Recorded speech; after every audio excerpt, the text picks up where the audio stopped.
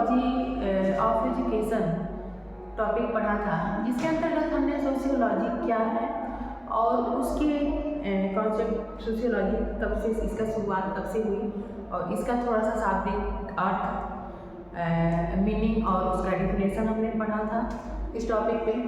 आगे इसी टॉपिक को हम कंटिन्यू करेंगे और उसकी आगे की चीज़ें हम देखेंगे, ठीक है। तो चलिए, जैसा कि सोशियोलॉजी हमने बताया था कि सोशियोलॉजी समाजशास्त्र के जनक मानते हैं और उन्होंने समाजशास्त्र क्या है, उसके शाब्दिक अर्थों के आधार पर सोशियस और लोगस से बना, इन सारी चीज़ों का हमने पिछले जो है क्लास में बता चुके हैं।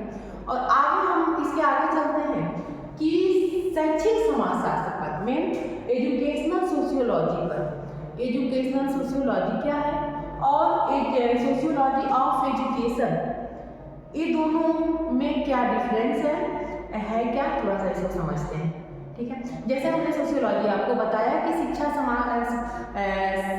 समाजशास्त्र क्या है, जो समाज के बारे में अध्ययन कराए, और शैक्षिक समाजशास्त्र क्या है, जो शिक्षा से संबंधित, शिक्षा और समाज दोनों जो है, दोनों एक दूसरे के एक ही सिक्के के दो पहलू, दोनों एक दूसरे से संबंधित हैं, दोनों एक दूसरे से जुड़े हैं, क्योंकि दोनों एक दूसरे के बिना जुड़े हैं। क्योंकि शिक्षा व्यवस्थाओं की जो भी व्यवस्थाएं हैं शिक्षा की, वह व्यवस्थाएं समाज के द्वारा स्थापित की जाती है और समाज के डिमांड या समाज की आवश्यकताओं, उनकी मांग के अनुसार उसको जो व्यवस्थाएं बनाई जाती हैं, और शिक्षण व्यवस्थाओं पर ही समाज का विकास या समाज का जो भी है वह समाज की व्यवस्थाएं निर्भर है। इस तरह से दोनों एक दूसरे से जुड़े हुए हैं। शैक्षिक समाज, आज हम देखते हैं शैक्षिक समाजशास्त्र क्या है और शिक्षा का समाजशास्त्र, दोनों में डिफरेंस क्या है और फिर दोनों में क्या है।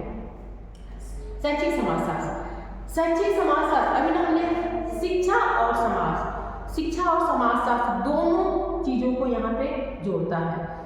समाजशास्त्र की समाज के बारे में अध्ययन कराता है और शैक्षिक समाजशास्त्र शैक्षिक परिस्थितियों का, यानी शैक्षिक हमारी शिक्षा से संबंधित जो भी व्यवस्थाएं हैं वो, और समाज से संबंधित यानी समाजशास्त्र, इस दोनों को एक दूसरे के साथ जोड़ने का कार्य करता है। शैक्षिक समाजशास्त्र की जनक हम एक तरह से देखें कि इसकी शुरुआत जॉर्ज हेनरी को मानते हैं। कौन? George Henry.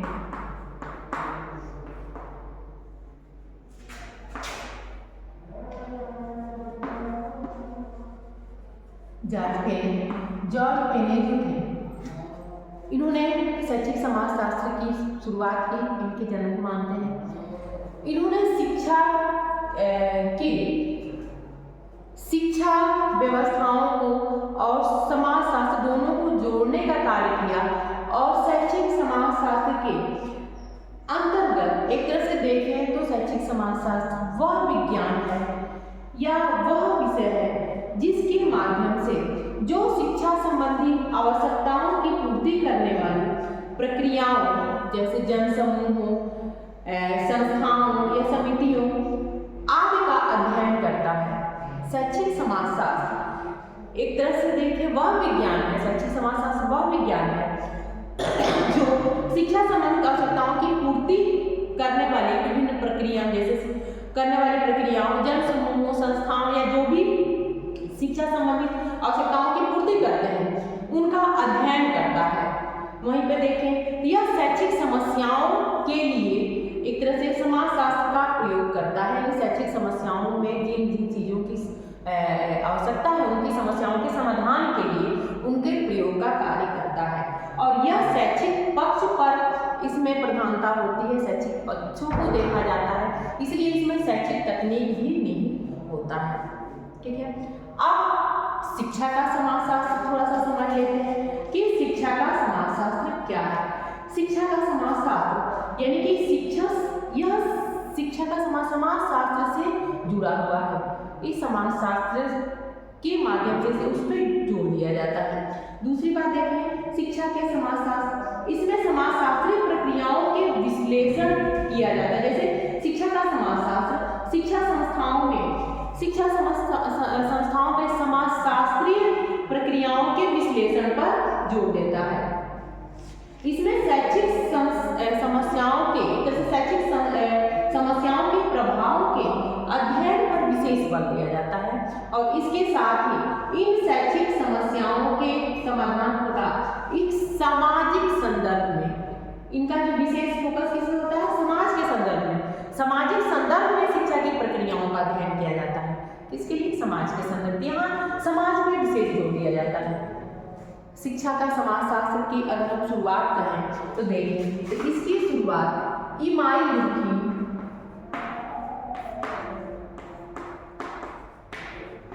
दुर्खिम, अगर इसमें मैक्स वेबर भी आता है, इमाई दुर्खिम के अनुसार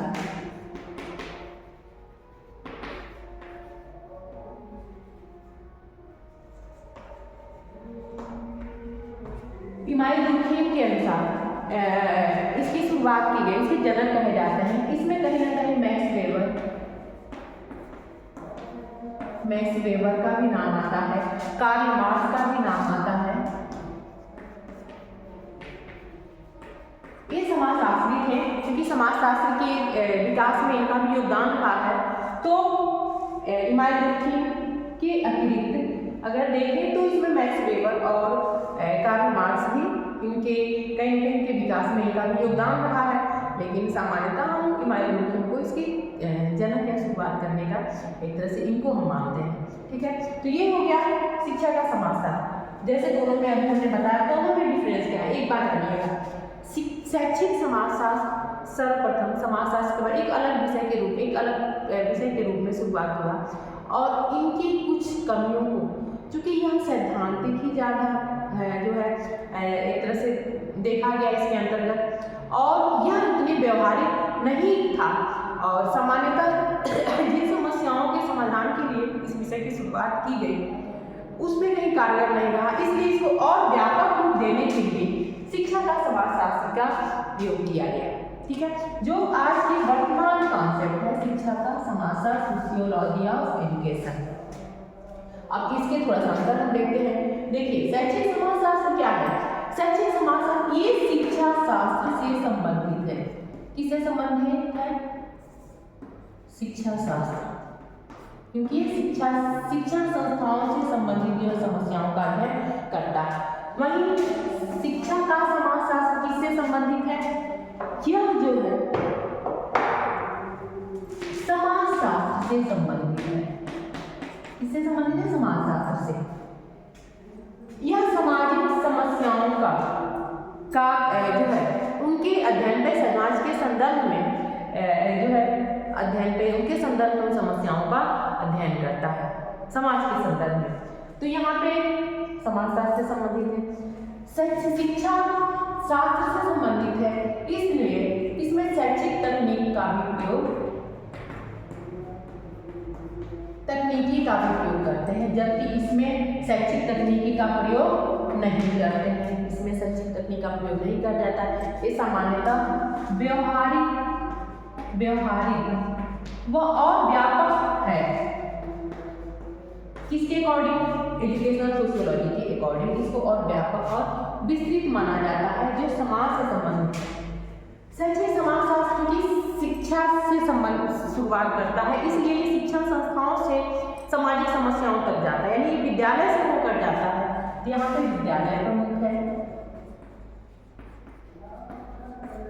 ठीक है, जबकि सोशियोलॉजी ऑफ एजुकेशन यह समाजशास्त्र से इसकी शुरुआत समाजशास्त्र पे विशेष जोर देता है, समाज पे। तो यह कहाँ से आता है? समाज से विद्यालय में जाता है। विद्यालय पर क्यों? क्योंकि कहा गया है कि बच्चा जो है समाज में सर्वप्रथम वो परिवार से होकर विद्यालय जाता है, इसलिए पारिवारिक वातावरण का भी इफेक्ट बच्चे पर पड़ता है, उसका भी प्रभाव देखने को मिलता है। तो इस तरह से यह समाज से विद्यालय की तरफ को जाता है। तो यहाँ पे शैक्षिक समाजशास्त्र शिक्षा शास्त्र पे विशेष जोर देता है और शिक्षा संस्थाओं पर विशेष, शिक्षा संस्थाओं का ऐसा एनवायरनमेंट बनाया जाए, उन संस्थाओं का कैसे जो समाज के विकास में सहयोग कर सके। ठीक है, तो दोनों को देखें तो दोनों शिक्षा और समाज दोनों से जुड़े हैं, लेकिन इसको और ब्रॉड और व्यापक बनाने के लिए कहीं ना कहीं शिक्षा का समाजशास्त्र की शुरुआत की गई और आज वर्तमान में इस पे ज़्यादा फोकस किया जा रहा है, इसको ज़्यादा प्रयोग किया जा रहा है। अब हम थोड़ा सा शैक्षिक समाजशास्त्र के डिफिनेशन देख लेते हैं, क्योंकि जॉर्ज पेने इसके जन्मदाता हैं और इन्होंने शुरुआत की। तो जॉर्ज पेने ने अपने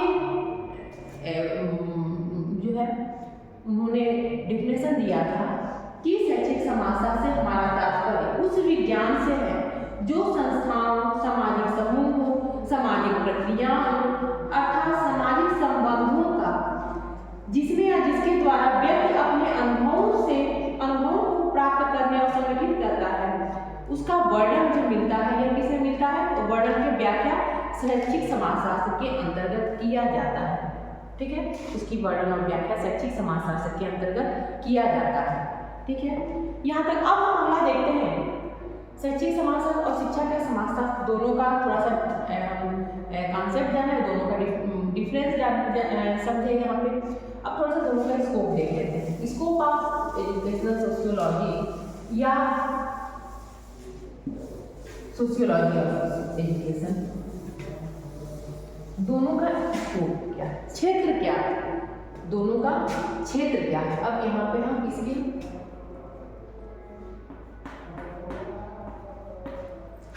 क्षेत्र में जानेंगे।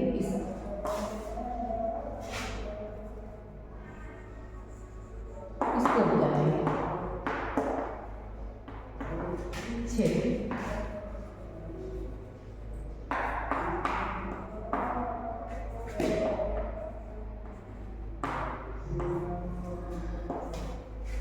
समझते हैं, जैसे कि शैक्षिक समाजशास्त्र, यह समाज में शिक्षक का स्थान क्या है, एक तरह से समाज में शिक्षक का क्या रोल है, विद्यालय का क्या रोल है, विद्यालय और समाज में संबंध का क्या संबंध है, विद्यालय और विद्यालय जो है व्यक्ति दोनों का समाज में क्या प्रभाव पड़ता है, उनका क्या प्रभाव है, व्यक्ति और समाज की प्रगति के लिए पाठ्यक्रमों को कैसे हम उसमें परिवर्तन कैसे कर सकते हैं, पाठ्यक्रमों का चयन कैसे कर सकते हैं, इनका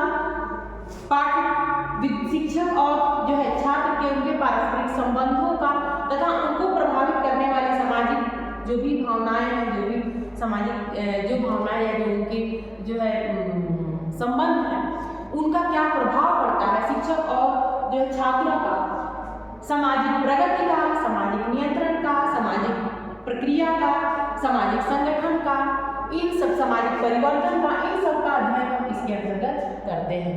किसके अंतर्गत? शैक्षिक समाजशास्त्र के अंतर्गत। जैसे क्या समाज में शिक्षक का स्थान हो सकता है, क्या हो सकता है, समाज पाठ्यक्रम का निर्माण एक तरह से कर सकते हैं, चयन इसमें करते हैं, इसमें क्यों? क्योंकि ये समाज की आवश्यकताओं के अनुरूप पाठ्यक्रम के कैसे व्यक्ति और समाज की आवश्यकताओं के अनुरूप कैसे उसमें हम परिवर्तन कर सकते हैं। अगला, यह समाज की मांग और आवश्यकताओं को ध्यान में रख सकते हैं। समाज की, किसकी? समाज की मांग, आवश्यकताएं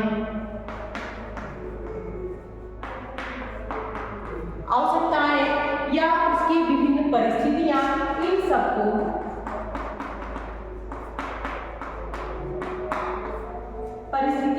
इन सबको यह जो है अध्ययन कराने का कार्य करता है। सामाजिक जीवन का एक तरह से देखें तो उनका सामाजिक जीवन में विभिन्न सोशल मीडिया का, जैसे प्रेस हो गया, जैसे परिवार हो गया, क्लब हो गया, जैसे रेडियो, फिल्म, टेलीविजन,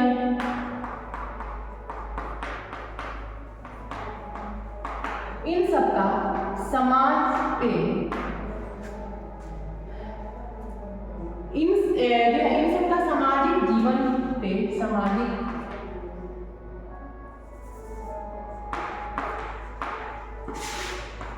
जीवन पे क्या प्रभाव डालता है,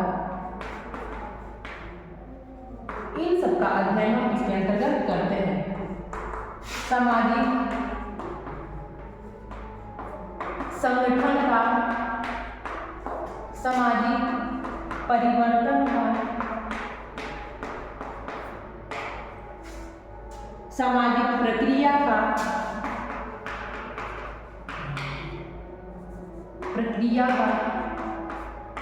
सामाजिक प्रगति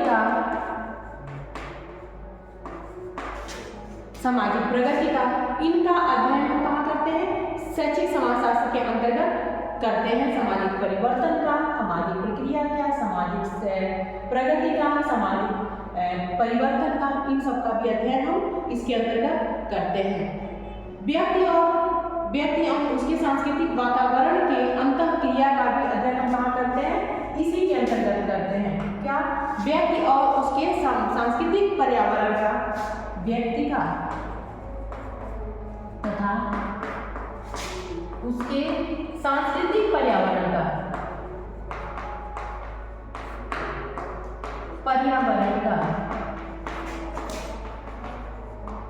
अंतःक्रिया, पर्यावरण की अंतःक्रिया एक तरह से, यानी यहाँ कहने का मतलब व्यक्ति का और उसकी संस्कृति जो भी इन्वायरमेंट, सांस्कृतिक जो कल्चरल इन्वायरमेंट है, उनका दोनों की अंतःक्रिया कैसे, दोनों में संबंध क्या है, कितना संबंध है, क्या संबंध है, इसका भी अध्ययन हम इसी के अंतर्गत करते हैं। व्यक्ति और समाज की प्रगति का, पाठ्यक्रमों में उनके प्रभाव का, विद्यालय में व विद्यालय समाज के अन्य संस्थाओं में, विद्यालय तथा विद्यालय के साथ ही सामाजिक अन्य जो संस्थाओं में क्या संबंध है, उन संबंधों के एक दूसरे के प्रभाव का, इन सभी चीजों का अध्ययन हम कहाँ करते हैं? यहाँ करते हैं। सारे इसके स्कोप के अंतर्गत आते हैं। अगला हम चलते हैं सोशियोलॉजी ऑफ एजुकेशन के अंतर्गत उसके फील्ड क्या क्या बताए गए हैं। जैसा कि इसको थोड़ा सा हम करते हैं, हटा दें, बहुत छोटा है इसलिए आपके हो नहीं पाएगा। जैसा कि हम जानते हैं सोशियोलॉजी ऑफ एजुकेशन के जनक दुर्खीम थे। इमाइल दुर्खीम ने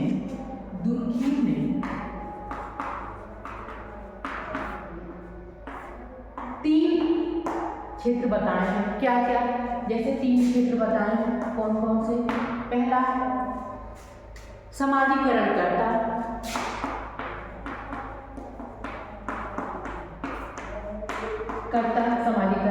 सोशलाइजर, जो सोशलाइजर होगा, जो समाजीकरण करेगा उसका अध्ययन करते हैं। फिर दूसरा, जो समाजीकरण, जिस पर समाजीकरण किया जा रहा हो, यानी कि जिसका समाजीकरण किया जाता है, कौन हो सकता है जिसका समाजीकरण किया जाता है? बालक या छात्र होगा। और तीसरा, समाजीकरणकर्ता का जो है बालक या छात्र पे, जो समाजीकरणकर्ता द्वारा जो भी बालक या छात्र को प्रभावित करने वाली प्रक्रिया,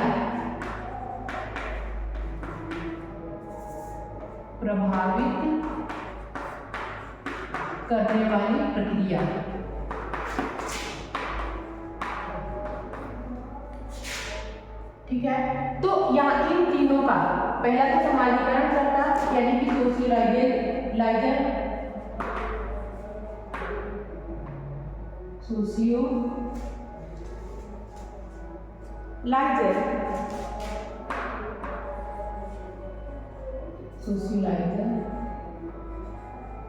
और बालक, छात्र कह सकते हैं जिसका समाजीकरण किया जा रहा है, यानी कि छात्र या बालक, और समाजीकरण करने वाले, प्रभावित करने वाली प्रक्रिया, इन दोनों के समाजीकरणकर्ता का छात्र पर समाजीकरण करने वाली प्रक्रिया, जिस प्रक्रिया के माध्यम से जो प्रक्रिया प्रभावित करता हो, जो प्रभावित करने, जो भी जिसके माध्यम से उसको प्रभावित किया जा रहा है, उन तीनों का अध्ययन हम किसके करते हैं? इन्होंने इसको, इसके जो है क्षेत्र बताया है इमाइल दुर्खीम ने।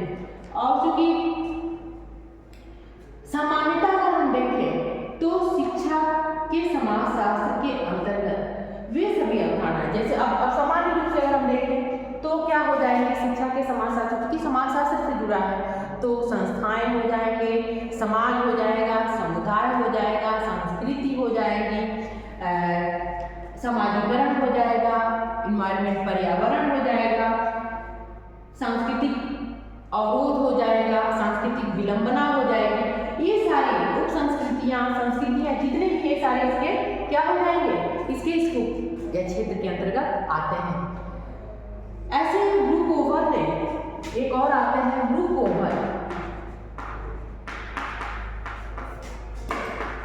कौन है? ब्रुक में इन्होंने भी तीन अंग बताए हैं। कौन कौन से? 5 अंग बताए हैं। कौन कौन से?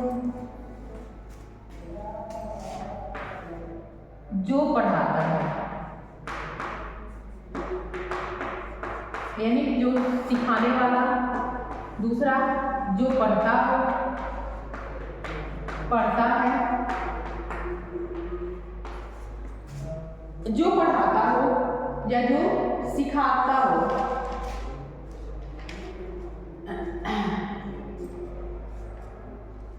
एक मिनट, थोड़ी इसको हम हटा दें।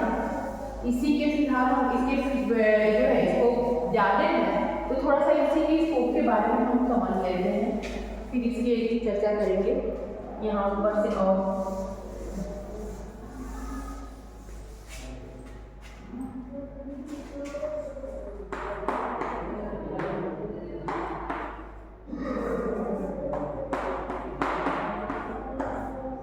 ब्रुक के अनुसार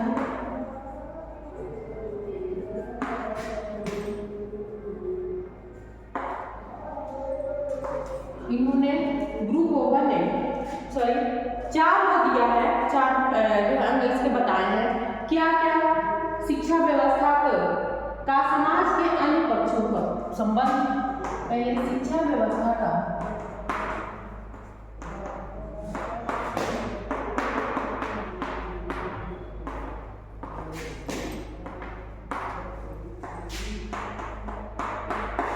समाज के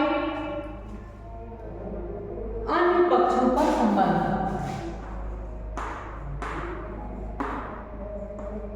संबंध। दूसरा क्या बताएंगे? शिक्षा संस्थान में मानवीय संबंध। शिक्षा संस्थान में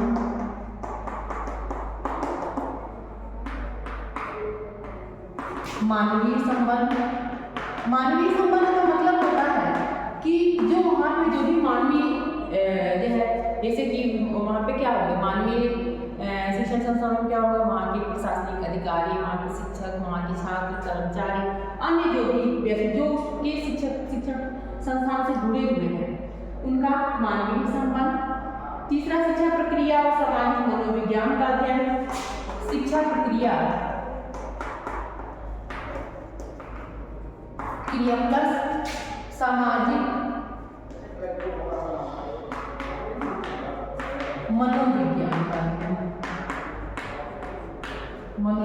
का अध्ययन। और चौथा आता है समुदाय में विद्यालय का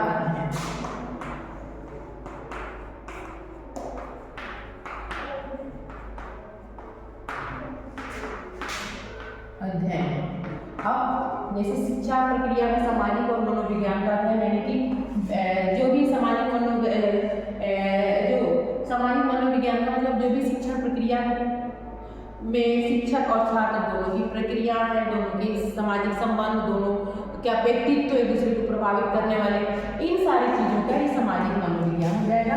और समुदाय में विद्यालय का अध्ययन, यानी कि एक तरह से देखें तो इन दोनों का, समुदाय का और प्लस विद्यालय का, दोनों में संबंध क्या है, इन संबंधों का अध्ययन करता है। वही ब्रुक के अनुसार, अभी हमने पार्सन्स के अनुसार, पार्सन्स ने अगला आते हैं, यहाँ पे सेकेंड है, थर्ड आते हैं पार्सन्स ने इसके 3 अंग बताए हैं। पार्सन्स ने 3 अंग बताए हैं। पहला सामाजिक संरचना कह सकते हैं कि सोशल स्ट्रक्चर।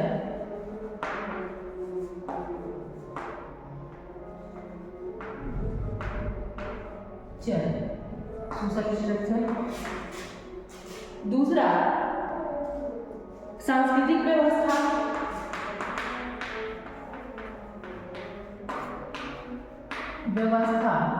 सांस्कृतिक व्यवस्था यानी कि कल्चरल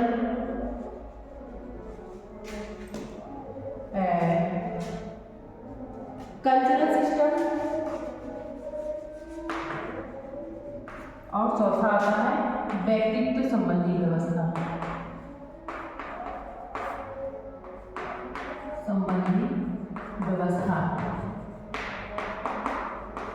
ये क्या होगा? पर्सनालिटी,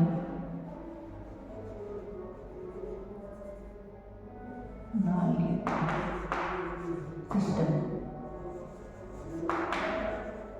ठीक है, तो ये हो गया तीनों पार्सन्स महोदय ने तीन जो है इसके स्कोप में तीन स्कोप के तीन क्षेत्र बताए हैं। सामाजिक व्यवस्था संरचना, एक तरह से सोशल जो व्यवस्था सामाजिक व्यवस्थाएं हैं उनकी संरचना कैसे है, उनकी कैसी व्यवस्थाएं हैं। सांस्कृतिक व्यवस्था यानी कि उनकी कल्चरल क्या व्यवस्थाएं हैं, समाज की संस्कृतियां क्या है, और व्यक्तित्व संबंधी व्यवस्था यानी उनका पर्सनालिटी सिस्टम क्या है, उनको कैसे विकसित किया जाता है, कौन कौन सी पर्सनालिटी होती है, कैसे इनका इन सब चीज का जो है यह इनकी स्कोप के अंतर्गत आता है। ये इसके क्षेत्र हैं जो शिक्षा के समाज शास्त्र का। ऐसे ही कार्ल मैनहीम में चौथा आते हैं, फोर्थ अगर देखें कार्ल मैनहीम,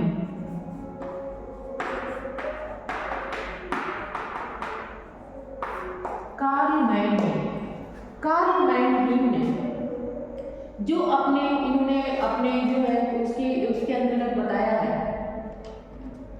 स्कोप के अंतर्गत अभी हमने बताया था जो 5 अंग इसको बताए हैं। 5 कौन कौन से? पहला, कौन पढ़ाता है, जो है एक टीचर, कौन टीचर, हु टीचर।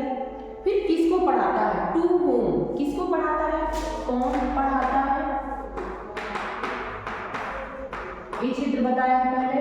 दूसरा, किसको पढ़ाता है,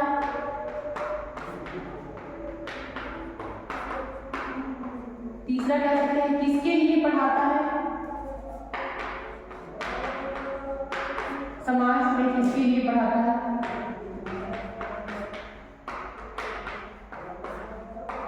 चौथा है क्या पढ़ाता है, और पांचवा कब पढ़ाता है।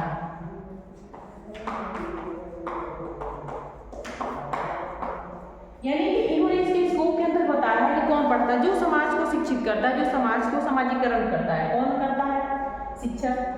कि चाहे जो भी करता हो वो उसका अध्ययन हम करते हैं। दूसरा, किसको समाजीकरण किया जा रहा है, किसका हो रहा है समाजीकरण, उसका अध्ययन करते हैं। किसके लिए, यानी समाज के लिए हो रहा है, समाज में किसके लिए हो रहा है, उसका अध्ययन करते हैं। क्या समाजीकरण के अंतर्गत क्या क्या समाजीकरण हो रहा है, या क्या क्या उसके अंतर्गत परिवर्तन हो रहा है, क्या क्या वो सीख रहा है, और कब किन परिस्थितियों में सीख रहा है। इन 5 चीजों को हम अध्ययन करते हैं सोशियोलॉजी ऑफ एजुकेशन में, शिक्षा के समाजशास्त्र में। ठीक है, इस तरह से इन लोगों ने सामान्यतः जैसे दुर्खीम ने 3 बताया है, समाजीकरण करता बालक, यानी जो समाजीकरण जिसका किया जा रहा है, और जो प्रभावित समाजीकरण करता द्वारा समाजीकरण जिसका किया जा रहा है उसको प्रभावित करने वाली प्रक्रिया, इन 3 क्षेत्र बताए हैं। वहीं ब्रूकओवर की एक बुक का नाम आता है, उसी में उन्होंने दिया था सोशियोलॉजी ऑफ एजुकेशन। ब्रूकओवर की पुस्तक है सोशियोलॉजी ऑफ एजुकेशन।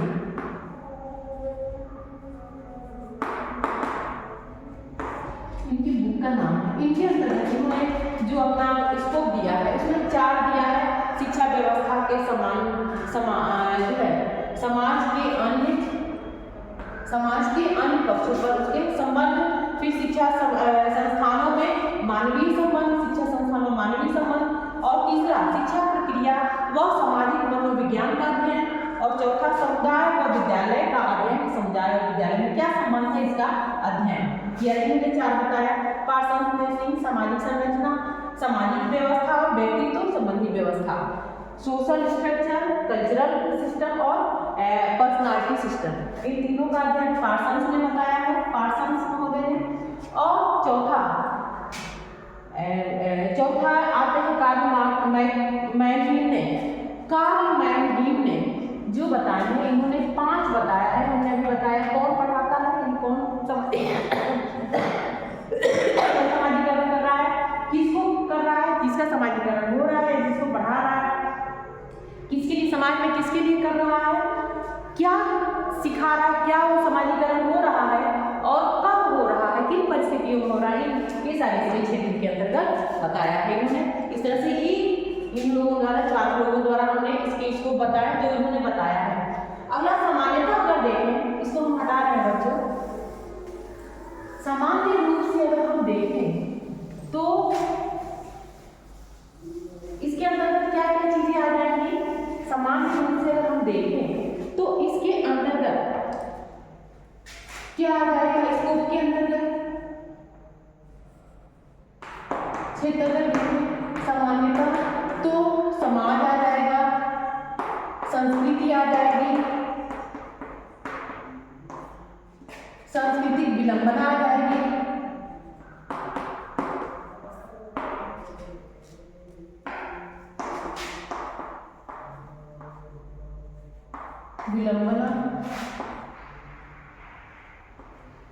सांस्कृतिक विलंबना आ जाएगी, समुदाय आ जाएगा, पर्यावरण आ जाएगा, समुदाय, पर्यावरण,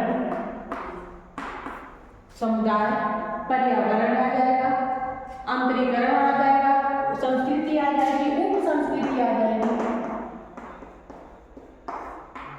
ये सारे क्या हो जाएंगे, समानता को देखा जाए तो शिक्षा के समाजशास्त्र के जो भी समाजशास्त्र रहेगा, समाज से संबंधित जुड़े जो भी चीजें हैं, जो सब विद्यालय समाजों में जो भी प्रभावित करते हैं शिक्षण संस्थाओं के, वो सारी चीजें इसमें सम्मिलित होंगे, वो सारे इसके स्कोप के अंतर्गत आते हैं। ठीक है, ये हो गया इसको किसके, शैक्षिक समाजशास्त्र के और शिक्षा के समाजशास्त्र के स्कोप हो गए। अगला हम आते हैं, आज का लास्ट टॉपिक हमारा है इनका इंपॉर्टेंस क्या है, शिक्षा में इनको क्यों कराया जाता है, शैक्षिक समाजशास्त्र, वह एजुकेशनल सोशियोलॉजी या सोशियोलॉजी ऑफ एजुकेशन के इसके इंपॉर्टेंस और नीड क्या है, नीड्स, आवश्यकता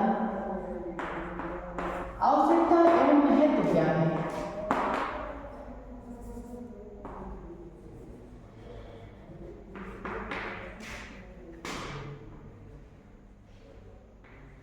इंपॉर्टेंस क्या है, महत्व क्या, आवश्यकता एवं महत्व क्या, किसकी, एजुकेशनल सोशियोलॉजी का अध्ययन कराने की आवश्यकता और महत्व क्या है, इसका पढ़ाने का क्या आवश्यकता है। तो इस चीज से हम थोड़ा सा देखते हैं। जब भी हमें शिक्षा की अवधारणाओं को ज्ञान करना हो तो किसके माध्यम से कर सकते हैं, हम इसी के अंतर्गत करते हैं, किसका, शिक्षा की अवधारणा अगर समझना है तो किसके से कॉन्सेप्ट समझना हो तो किसके अंतर्गत समझेंगे, इसके अंतर्गत ही समझ सकते हैं। शिक्षा के उद्देश्यों को समझना है तो किसके अंतर्गत समझेंगे, इसी के अंतर्गत समझेंगे। पाठ्यक्रम का चयन अगर हमें करना है, किस तरह किस आधार पर करना है, किसको अगर हम जानेंगे तभी समझ पाएंगे पाठ्यक्रमों का चयन किस प्रकार से किया जाएगा। विद्यालय के स्वरूप का निर्धारण कैसे करते हैं हम, विद्यालय का स्वरूप का निर्धारण क्यों, क्योंकि समाज की निर्धारण,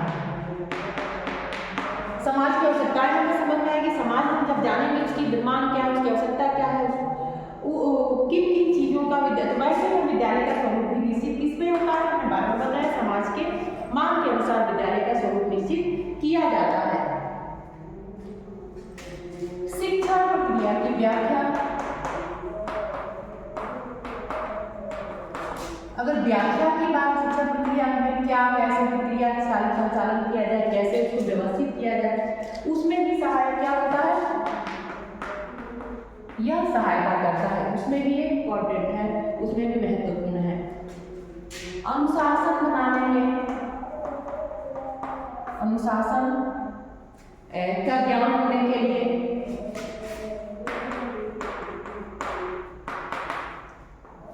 अनुशासन का ज्ञान करने में सहायक होता है। विभिन्न शिक्षण विधियों का प्रयोग कैसे करना है, विधियों का प्रयोग करने में सहायक होता है। पाठ्यक्रम के निर्माण में व परिवर्तन में सहायक होता है। विद्यालय के स्वरूप और उनके कार्यों में सहायक होता है। अनुशासन में सहायक होता है। शिक्षा से संबंधित जो भी समस्याएं हैं, शिक्षा तथा इससे संबंधित अन्य संस्थाओं के समस्याओं का ज्ञान प्राप्त करने में सहायक, ज्ञान प्राप्त करने में सहायक होता है। ठीक है। और शिक्षा के महत्व एवं योगदान को समझने में लाभदायक होता है।